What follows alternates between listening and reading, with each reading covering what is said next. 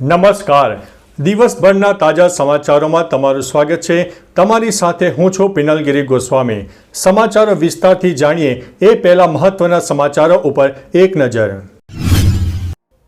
મિત્રો, આજની વિડીયોમાં સૌપ્રથમ વાત થશે 3 દિવસ ઉત્તર અને મધ્ય ગુજરાત બનશે ગુલ્ફી જેવો.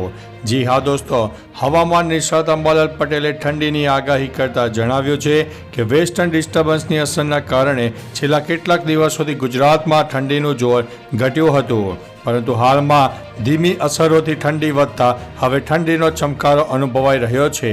આગામી 72 કલાકમાં ઉત્તર ગુજરાતના મહેસાણા, બનાસકાંઠા, સાબરકાંઠા અને પંચમહાલ જેવા જિલ્લામાં કાતિલ ઠંડી પણ પડી શકે છે. મિત્રો, અન્ય મહત્વના સમાચારની વાત કરીએ તો સુરત એરપોર્ટ પર બોમ્બના સમાચાર, અફરાતફરીનો માહોલ. સુરત એરપોર્ટને બોમ્બથી ઉડાવી દેવાની ધમકી મળી છે, જેના કારણે અફરાતફરીનો માહોલ સર્જાયો છે.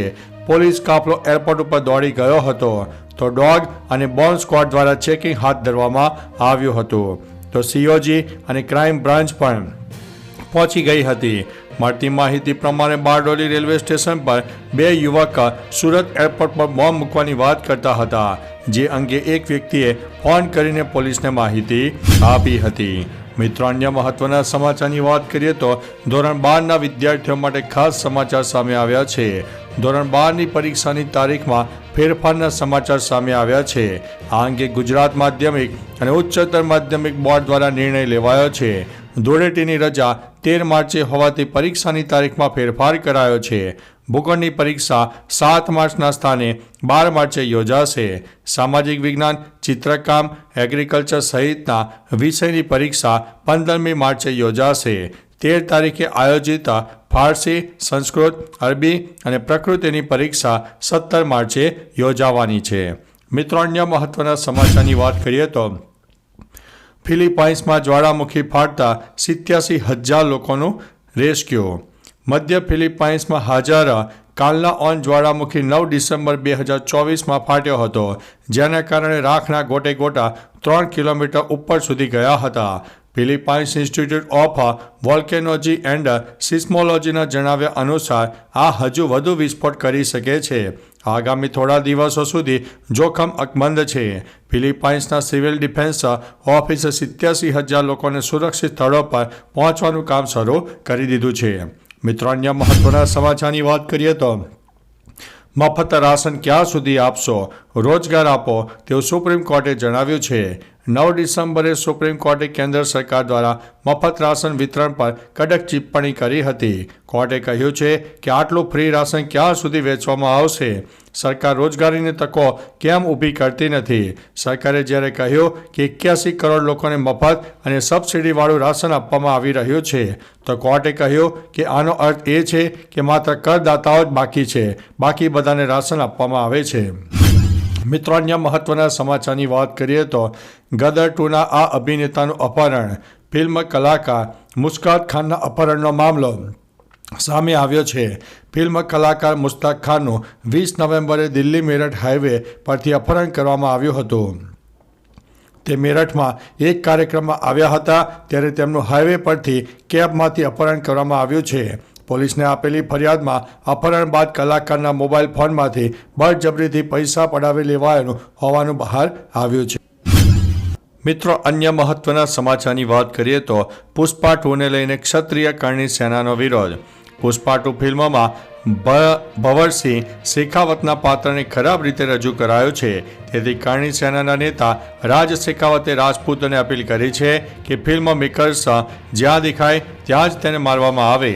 કરણી સેના નેતાએ ફિલ્મમાં ફેરફાર કરવા કહ્યું છે, અને જો તેમ કરવામાં નહીં આવે તો મારવાની ધમકી આપી છે. રાજ શેખાવતે એક્સ ઉપર વિડીયો શેર કરીને કહ્યું છે કે પુષ્પા 2માં ફરી એકવાર ક્ષત્રિય સમાજનું અપમાન થયું છે. મિત્રો, અન્ય મહત્વના સમાચારની વાત કરીએ તો બુલેટની ગતિએ બુલેટ ટ્રેનનું કામ 60 કિલોમીટરનું કામ પણ પૂર્ણ થઈ ગયું છે.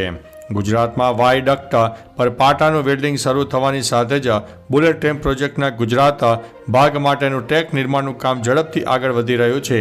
આ પ્રોજેક્ટ માટેના પાટાઓ જાપાનથી ખરીદવામાં આવે છે, જેની લંબાઈ 25 મીટર છે. આ પાટાને અત્યાધુનિક ફ્યુઝન વેલ્ડિંગ મશીનો દ્વારા MASHR વાયડક્ટ પર એક સાથે વેલ્ડિંગ કરવામાં આવે છે. અત્યાર સુધીમાં 60 કિલોમીટર પાટા વેલ્ડિંગ કરવામાં આવ્યા છે. મિત્રો, અન્ય મહત્વના સમાચારની વાત કરીએ તો આસારામને ફરીથી 17 દિવસની મળી છે પેરોલ. યૌન શોષણ કેસમાં આજીવન કેદની સજા ભોગવી રહેલા આસારામને ફરી એકવાર 17 દિવસની પેરોલ મળી છે. કોર્ટે આસારામને 15 દિવસની સારવાર અને 2 દિવસની મુસાફરીની છૂટ આપી છે. આ દરમિયાન તેઓ તેમની સારવાર માટે મહારાષ્ટ્ર જશે. માહિતી પ્રમાણે આસારામ મહારાષ્ટ્રની માધવબાગ હોસ્પિટલમાં સારવાર માટે જઈ શકે છે. હાલમાં તેમની સારવાર જોધપુરની આરોગ્ય હોસ્પિટલમાં ચાલી રહી છે. મિત્રો, અન્ય મહત્વના સમાચારની વાત કરીએ તો બાબા વેંગાની 2025ની ચોંકાવનારી ભવિષ્યવાણી સામે આવી છે.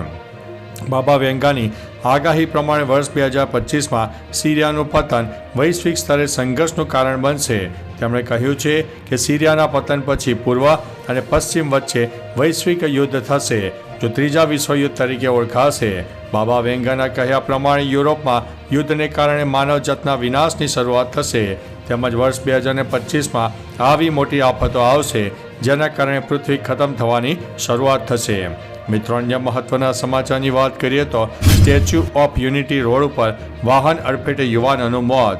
રાજ્યમાં માર્ગ અકસ્માતની ઘટનામાં સતત વધારો થઈ રહ્યો છે તે વાત નકારી શકાય તેમ નથી. ત્યારે વધુ એક ઘટના પ્રકાશમાં આવી છે જેમાં Dabhoi statue of unity road ઉપર બની હતી.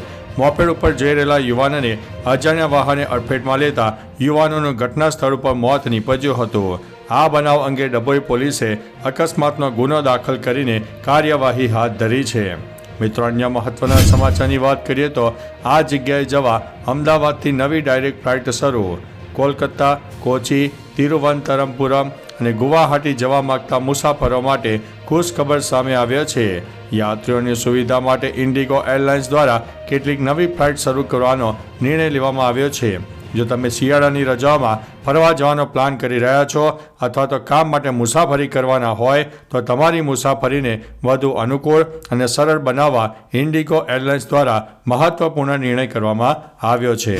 મિત્રો, અન્ય મહત્વના સમાચારની વાત કરીએ તો ભારત સરકારે સિરિયામાંથી દેશના 75 નાગરિકોને એરલિફ્ટ કર્યા છે. સિરિયાની વર્તમાન પરિસ્થિતિને ધ્યાનમાં રાખીને ભારત સરકારે દેશના 75 નાગરિકોને સિરિયામાંથી એરલિફ્ટ કર્યા છે. તમામ ભારતીય નાગરિકો સુરક્ષિત રીતે લેબનોન પહોંચી ગયા છે. લેબનોનથી તમામ ભારતીયો કોમર્શિયલ ફ્લાઇટ દ્વારા ભારત પરત ફરશે. દમાસ્ક અને બેરૂતમાં ભારતીય દૂતાવાસના પ્રયાસોથી સિરિયામાં ફસાયેલા દેશના નાગરિકોને બચાવી લેવામાં આવ્યા છે. વિદેશ મંત્રાલયે આ અંગે માહિતી આપી હતી. મિત્રો, અન્ય મહત્વના સમાચારની વાત કરીએ તો હીરા ઉદ્યોગમાં મંદી. રોજના 200થી 250માં ખેતમજૂરી કરવા માટે મજબૂર બની રહ્યા છે માણસો.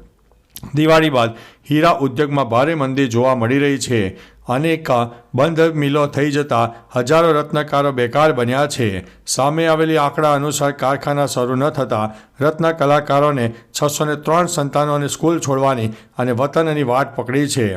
આ ઉપરાંત રોજના 200થી 250 રૂપિયામાં ખેતમજૂરી કરવા માટે મજબૂર બન્યા છે. મજબૂરી વચ્ચે 500 વાલીઓએ બાળકોને ખાનગીમાંથી ઉઠાડીને સમિતિની સ્કૂલમાં ખસેડી દીધા છે. તો ચાલો મિત્રો, ફરીથી દેશ અને દુનિયાના સુપરફાસ્ટ સમાચાર લઈને મળતા રહીશો. ત્યાં સુધી અમને રજા આપશો. નમસ્તે.